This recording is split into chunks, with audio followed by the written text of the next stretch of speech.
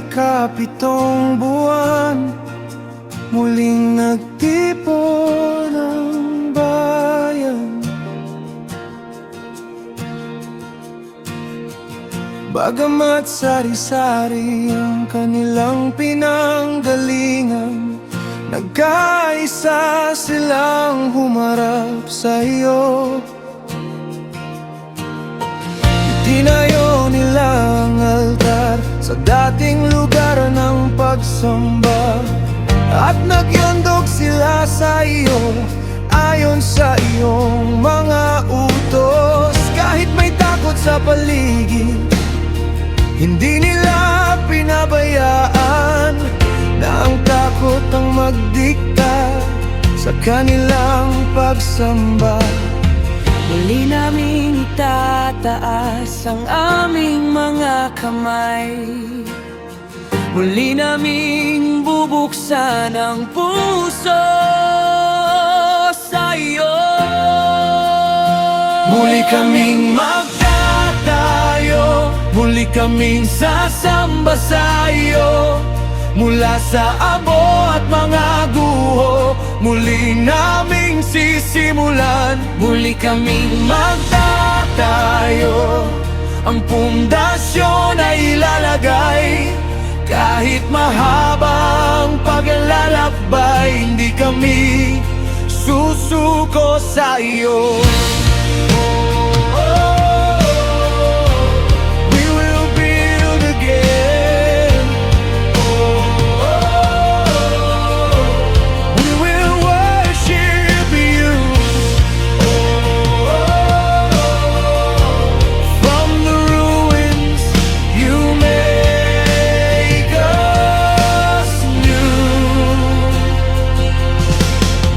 Nang mailagay ang pundasyon ng bahay ng aming Diyos, tumugtog ang mga musikero at tumawit ang buong bayan.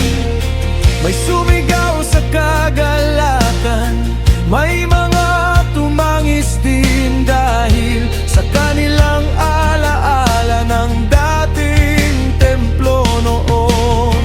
Hindi pare-pareho ang luha, hindi pare-pareho ang saya, ngunit sa gitna ng lahat, ikaw ang kanilang sinamba.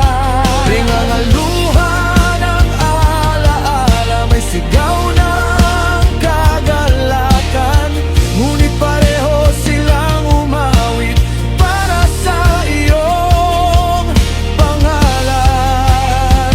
Muli kaming magtatayo, muli kaming sasamba sa iyo.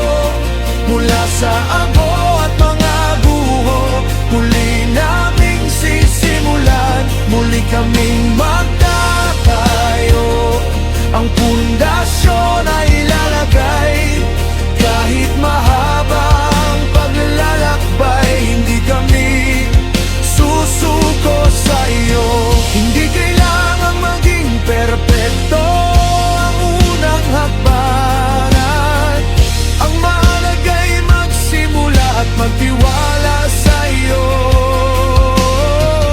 Ang pundasyong maliit ay maaari mong palakihin, ang luha ng kahapon ay maaari mong gawing awit. Muli kaming magtatayo, muli kaming sasamba, muli naming ibibigay ang lahat sa iyo. Muli kaming magtatayo, muli kaming sasamba sa iyo. Mula sa abo at mga guho, muli naming sisimulan. Muli kaming magtatayo, ang pundasyon ay ilalagay. Kahit mahaba ang paglalakbay, hindi kami susuko sa iyo.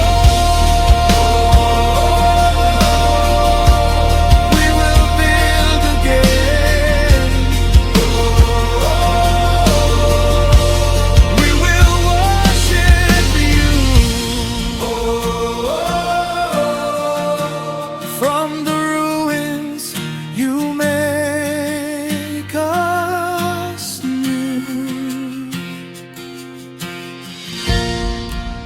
mula sa guho, mula sa luha. Muli kaming tatayo, muli kaming sasamba, muli kaming magtatayo.